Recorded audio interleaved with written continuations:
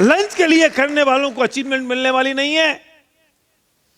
एक बिस्कुट का टुकड़ा मिल जाएगा, लेकिन लाइफ के लिए करोगे, लाइफ के लिए करोगे तो जो तुम चाहते हो वो मिलेगा। तुम पत्थर में लात मारोगे, पानी निकलेगा, क्योंकि तुम में वो फायर क्रिएट हो गई है, तुम में वो एनर्जी आ गई है, तुम में एक पैशन आ गया है, एक जुनून आ गया है। इससे कोई फर्क नहीं पड़ता कि तुम्हें क्या आता है और क्या नहीं आता। इससे कोई फर्क नहीं पड़ता कि तुम्हारे पास में रिसोर्सेज कितने हैं। इससे कोई फर्क नहीं पड़ता कि तुमने आज तक अचीवमेंट क्या की थी। इससे कोई फर्क नहीं पड़ता कि तुमको नॉलेज कितनी है कितनी नहीं है।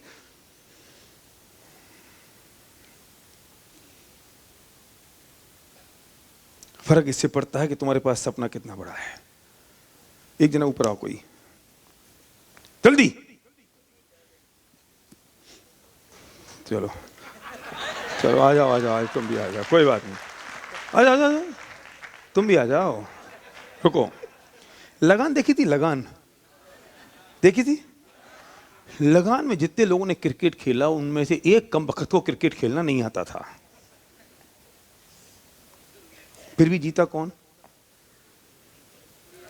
भुवन की टीम, आमिर खान की टीम।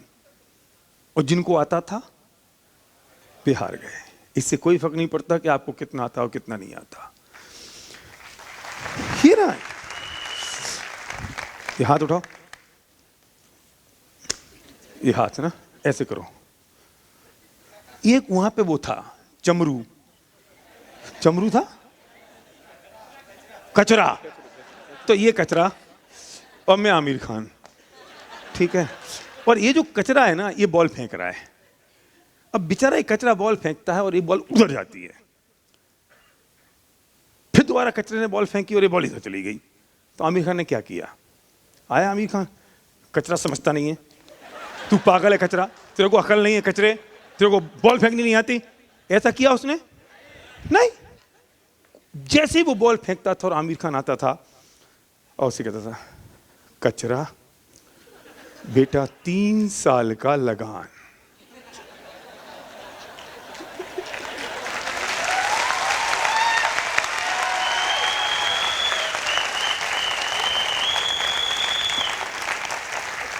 फिर कचरे ने ताकत लगाई और कचरे को गुस्सा आ रहा, कचरे ने फिर लेके ऐसी फेंक दी। फिर वो क्या कहता था? कचरा बेटा 3 साल का लगान। आमिर खान ने कचरे को बॉल, सही बॉल फेंकना नहीं सिखाया।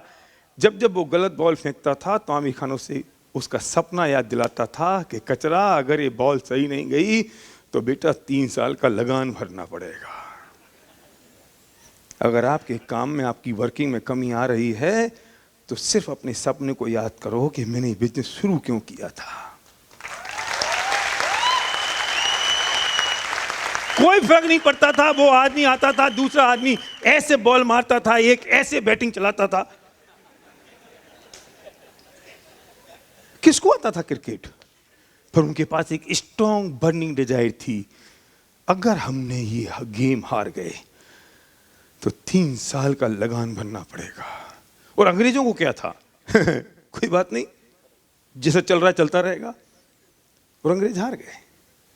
आज के बाद ये मत कहना कि बिजनेस में कर पाऊंगा या नहीं कर पाऊंगा, ये मत कहना कि मेरे पास नॉलेज है कि नहीं है, ये मत कहना कि मेरे पास लोग हैं या नहीं है, मुझे नहीं आता है। छोड़ देना सब।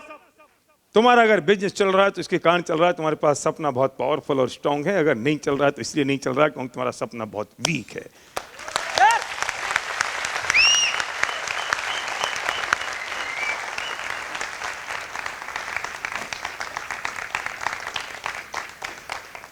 एक अपना सपना और उसके साथ एक विश्वास, एक फेथ, अपने आप पर फेथ चाहिए। I can do it. तकलीफ इस दुनिया में ये नहीं है कि आपको भगवान पे फेथ है या नहीं है, तकलीफ ये नहीं है कि आपको वेस्टीज पे फेथ है या नहीं है, सबसे बड़ी तकलीफ तो ये है कि हमें अपने आप पे फेथ नहीं है। सर्कस देखा है? सर्कस में एक लड़की होती है, एक झूला होता है, वो लड़की यहां से लेके यहां तक जाती है। मैं आपसे एक बात पूछता हूं, वो लड़की ने वाला झूला छोड़ दिया, झूले का झंडा छोड़ दिया, डंडा, किस भरोसे के साथ और किस फेथ के साथ कि दूसरे वाले झूले पे जो लड़का लटक रहा है घुटने से, वो मुझे हाथ देके पकड़ लेगा। एक वक्त ऐसा भी आता है कि लड़का वहां पहुंचता नहीं है, लड़की वहां से झूला छोड़ देती है और वो ऐसा हाथ पकड़ता है, और रिस्क कितनी है कि जैसा हाथ पकड़ा और आगे छूट गया तो लड़की का सिर फूट जाएगा। मैं आपसे पूछता हूं, फेथ का लेवल कितना हाईएस्ट होगा कि लड़की ने झूले का डंडा छोड़ दिया है, लड़का वहां से अभी रवाना हुआ है, अगर एक पल भर का भी फर्क आ गया तो खेल खत्म।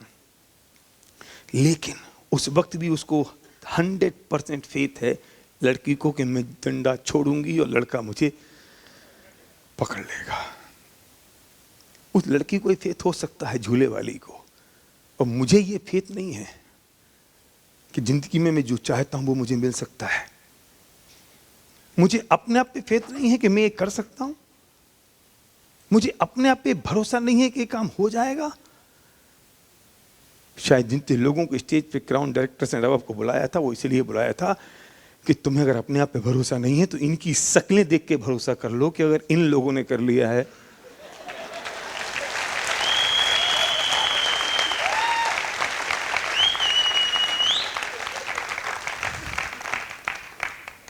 करना तो चॉइस नहीं है, तुम खुशी खुशी करो या मजबूरी से करो। तुम्हें क्यों नहीं तेजी के साथ, और क्यों नहीं अभी, और क्यों नहीं बहुत बड़ा, क्यों नहीं? जिंदगी में आज तक जितने काम हुए वो उसी जुनून के साथ और उसी पैशन के साथ हुए। अगर वो जुनून और पैशन अगर आपने देख लिया, वो जुनून और पैशन अगर आपके पास आ गया तो ये काम हो जाएगा, समझ लेना। और कौन आदमी ऐसा तो दुनिया में सक्सेसफुल हुआ, मुझे समझाओ। मोहम्मद गौरी का नाम सुना है? कितने बार लड़ा था वो पृथ्वीराज चौहान से? 18 बार, 17 बार हारा। थोड़ी देर के लिए आप सब मोहम्मद गौरी बन सकते हो, बन जाओ। थोड़ी देर के लिए सारे मोहम्मद गौरी हो जाओ। तुम्हारा क्या नाम है? तत् तुम्हारी तो अभी इतनी देर से समझा रहा हूं, मोहम्मद गौरी हो जाओ। अब बोलता है भूपेंद्र हम सब मोहम्मद गौरी हैं और हम अब चल दिए सारे मिलके, नहीं एक एक आदमी इंडिविजुअल, हम चल दिए पृथ्वीराज चौहान से लड़ने के लिए। हम लड़ने गए, हार के आ गए। दूसरी बार लड़ने गए, फिर हार के आ गए। तीसरी बार लड़ने गए तो हार के आ गए। चौथी बार लड़ने गए तो हार के आ गए। अब जैसे ही हार के लौटे तो मोहल्ले के बच्चे हंसने लगे, हे पिटोकड़ा आ गया, 4 बार तो हार गया। मैं आपसे पूछता हूं, क्या मोहम्मद गौरी के साथ ऐसा नहीं हुआ होगा? मोहल्ले के बच्चे हंस रहे होंगे, फिर भी अपने अपनी ताकत को बटोरा और नहीं अब मैं जरूर एक बार और 5वीं बार लड़ने जाऊंगा। फिर वो 5वीं बार लड़ने गया, फिर हार के आ गया। 6ठी बार, 7वीं बार गया, 8वीं बार गया, हार के आ गया। अब की बार तो पत्नी भी बोल पड़ी, देखो बहुत हो गई तीरंदाजी, ये हारना, ये लड़ना मरना बंद करो। मैं जब मोहल्ले की किटी पार्टी में जाती हूँ तो लोग मुझ पे हंसते हैं कि तुम्हारा मोहम्मद गौरी भी कोई आदमी है, पृथ्वीराज चौहान से लड़के आ जाता है बार बार। तुम्हें लड़ना हो तो लड़ो, पर मैं सहन नहीं कर सकती हूँ। और बेचारे मोहम्मद गौरी ने कैसे समझाया होगा अपनी पत्नी को कि तू एक बार और मान जा, अब की बार मैं जीत के ही आऊंगा।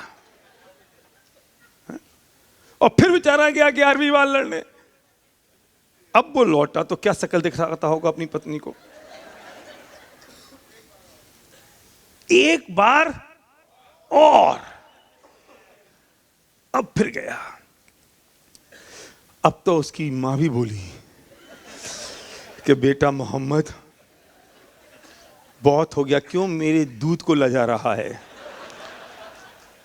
कितने बार हारेगा, छोड़।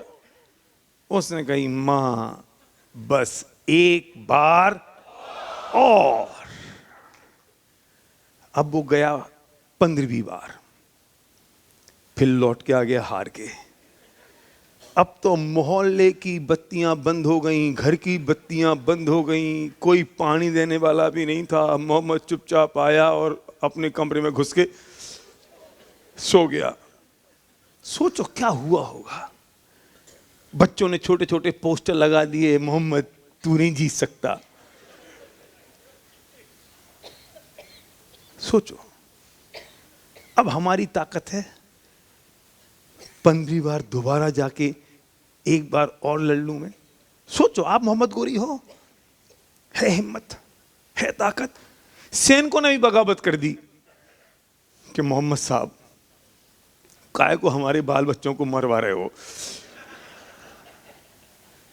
तुम्हें जीतना बीतना तो है नहीं पृथ्वीराज चौहान से।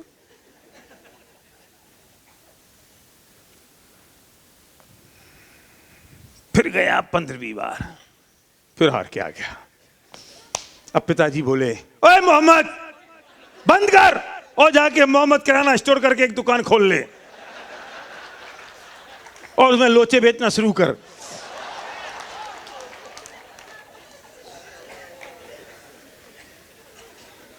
अब क्या हालत हुई होगी मोहम्मद गोरी की, सोचो तो सही बेचारा। अब क्या कहे, अब तो ये भी नहीं कह सकता कि एक बार। उसका जो फेथ का लेवल होगा वो कितना होगा, उसका जो बिलीव का लेवल होगा वो कितना होगा, और पृथ्वीराज चौहान से उसको जीतने का ड्रीम कितना बड़ा होगा।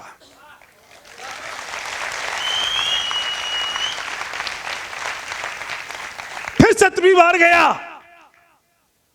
अब तो पृथ्वीराज चौहान बोला, भैया तू जीत जाए यार। मोहम्मद गोरी वास्तव में उसे जीत नहीं पाया। पृथ्वीराज चौहान ने उससे कहा कि भैया इतनी कंसिस्टेंसी तो मैंने किसी की नहीं देखी।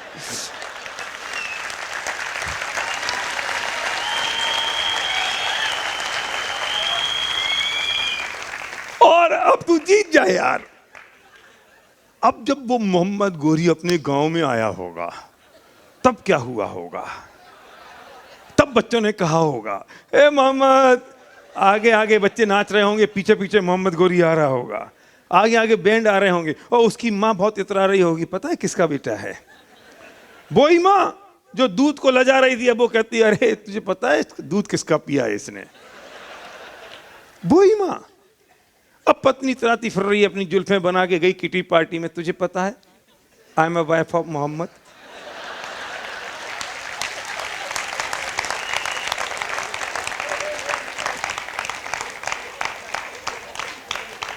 वही पिताजी कहते हैं बेटा किसका है, इसकी रगों में खून किसका दौड़ रहा है?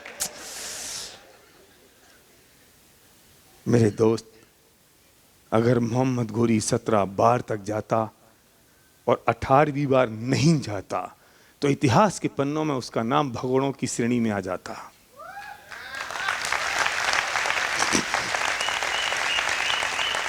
लेकिन उसने कहा नहीं, बस एक बार और। जीत और हार में सिर्फ एक कदम का फासला होता है मेरे दोस्त। अगर एक कदम पीछे रह जाओगे तो पूरी जिंदगी भर के लिए हार जाओगे, अगर एक कदम और आगे बढ़ा दिया तो पूरी जिंदगी भर के लिए जीत सकते हो। और उसी मोहम्मद गोरी का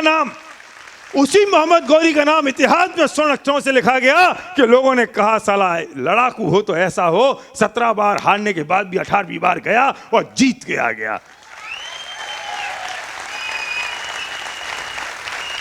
हार जितनी बड़ी होती है उसके पीछे जीत भी उतनी बड़ी होती है। बस हम क्या करते हैं कि हम चीजों को वहां छोड़ देते हैं जहां वो मिलने वाली होती हैं। 17वीं बार भी अगर वो नहीं जाता, पिताजी की बात मान जाता और जिंदगी भर के लिए काले अक्षरों में नाम लिखा जाता। क्या फर्क पड़ता है कि आपको एक आदमी ने मना किया इस बिजनेस को शुरू करने से, कि 2 आदमियों ने मना किया, कि 4 आदमियों ने मना किया? कोई फर्क नहीं पड़ता दोस्त। इससे कोई फर्क नहीं पड़ता कि आपके साथ 4 लोग आ रहे हैं, कि 10 लोग आ रहे हैं, कि आपके साथ 50 लोग आ रहे हैं। फर्क इस बात से पड़ता है कि आपका सपना, आपका ड्रीम कितना पावरफुल है, और फर्क इस बात से पड़ता है कि उसके पीछे आपका फेथ, आपका बिलीव कितना स्ट्रांग है।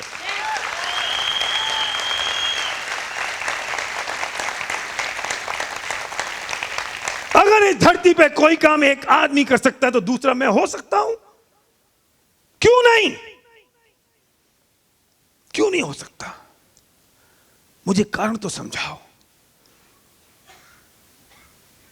मैं क्यों नहीं कर सकता हूं जब कोई एक आदमी कर सकता है? गांधी जी के पास भी उतना एक स्ट्रॉन्ग पावरफुल ड्रीम था। गांधी जी के पास भी एक उतनी पावरफुल स्ट्रॉन्ग बर्निंग डिजायर थी देश की आजादी के लिए, और उन्होंने एक माहौल खड़ा कर दिया, उन्होंने एक मोमेंटम खड़ा कर दिया था। और मैं ये बात कह सकता हूं कि उन्होंने तो ऐसा एक तूफान खड़ा कर दिया अपने ड्रीम को लेके। मुसीबत कम आई गांधी जी के पास। चैलेंजेस तो आएंगे, तुम ये मत समझ लेना कि जब तुम अपने सपनों को पूरा करने के सफर को शुरू किया है तो चैलेंजेस नहीं आएंगे। चैलेंजेस तो आएंगे, पर सफलता का मतलब यह है कि आप अपने चैलेंजेस को किस तरीके से ओवरकम करते हो। Challenge is a part of your life. Challenge तो जिंदगी का एक हिस्सा है। समस्या इस बात की और सफलता इस बात की होती है कि आपने उस चैलेंजेस को किस ढंग से ओवरकम किया, किस ढंग से आपने उन चैलेंजेस को हटाते हुए आप आगे बढ़ गए। वरना दुनिया के सारे लोग आपकी टांग खींचने के तैयार होंगे। आपसे लोग कहेंगे अच्छा वेस्टी शुरू कर दी देखते हैं क्या कमाता है। और भी सब अपने वही होंगे जो आपके सगे वाले थे। मोहम्मद गोरी को लोगों ने नहीं छोड़ा, तुम्हें छोड़ देंगे। और समझ लेना है कि सारे वही लोग होंगे जब तुम्हारा सेलिब्रेशन होगा अवार्ड फंक्शन में, तो सब आगे वाली कुर्सी पर बैठ के ताली बजा रहे होंगे और पड़ोसी कह रहे होंगे ये जानता है मेरा भाई है, मेरा चाचा है, मेरा बेटा है, मेरा मुन्ना है। ये वही सब लोग होंगे। और हमारी समस्या क्या होती है कि हम उन लोगों के साथ क्राउन बनना चाहते हैं। उनके साथ क्राउन नहीं बनोगे तुम क्राउन बनोगे उनके साथ जिनको तुम जानते नहीं हो। जब क्राउन बन जाओगे तो वे तुम्हारे पीछे आएंगे बिजनेस को शुरू करने के लिए।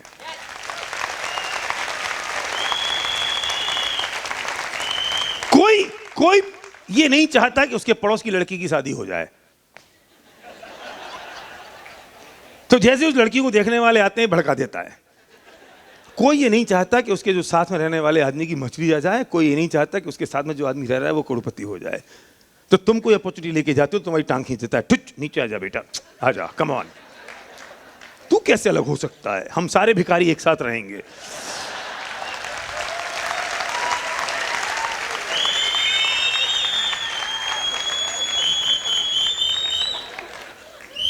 ना जाएंगे ना जाने देंगे।